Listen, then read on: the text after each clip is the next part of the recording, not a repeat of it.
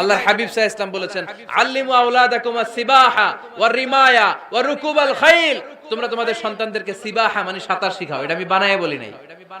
কোন বর্ণনায় এসেছে সাইয়েদনা ওমর ফারুক বলতেন, কোন বর্ণনায় এসেছে আল্লাহর হাবিব বলতেন ছেলে মেয়েদেরকে সাঁতার শেখাও যেন পানিতে ডুবে মারা না যায়। ওয়ার রিমায়া মানে কিভাবে তীর মারতে হয় শিখাও। ওই সময় ছিল তীর মারা, এখন হচ্ছে মার্শাল আর্ট, এখন কুংফু, এখন কারাটে। কেমন করে আত্মরক্ষা করবে প্রত্যেক ছেলে মেয়েদের জানার দরকার আছে না নাই?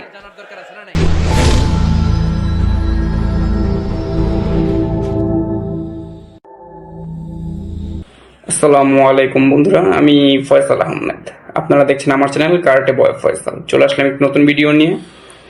বন্ধুরা, এইমাত্র আমরা যে ব্যক্তিটির কথা শুনলাম তাকে আমরা সকলে চিনি। তিনি হচ্ছেন বাংলাদেশের অত্যন্ত পরিচিত একজন বক্তা, ডক্টর মিজানুর রহমান আজহারী, যার খ্যাতি সারা বিশ্ব জুড়েই রয়েছে এবং আমিও তার একজন খুব বড় ভক্ত।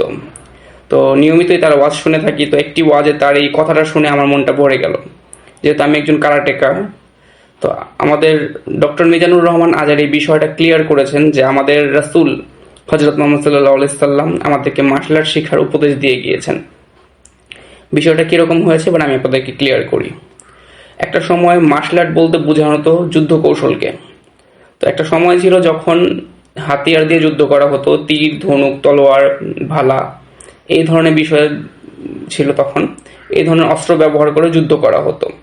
কিন্তু বর্তমান যে সময়টা এসেছে, এই সভ্যতার যুগে, আজকে আমাদের জন্য এই তীর, ভালা, তারপর ধনুক, অস্ত্র, এই তলোয়ার এগুলো নিয়ে রাস্তাঘাটে চলাফেরা করা সম্ভব না।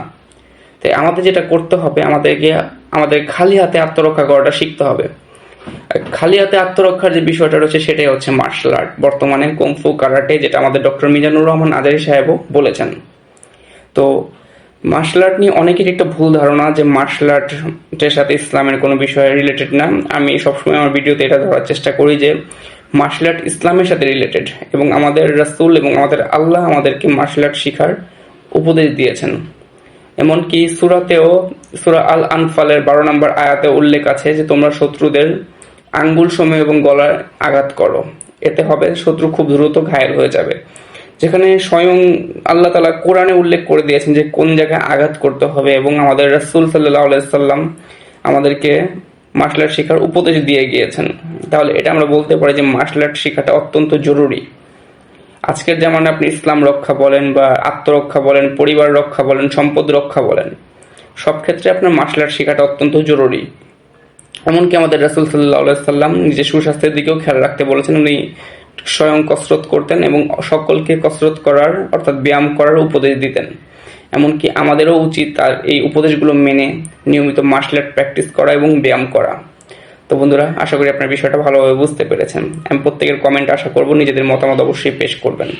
তো এই ছিল আমার আজকের ভিডিওটি যদি ভালো লাগে অবশ্যই একটি লাইক দিবেন, শেয়ার করতে ভুলবেন না, যাতে সকলে জানতে পারে যে মার্শাল আর্টটা কতটা জরুরি বর্তমান যুগে এবং মার্শাল আর্টটা ইসলামের সাথে রিলেটেড।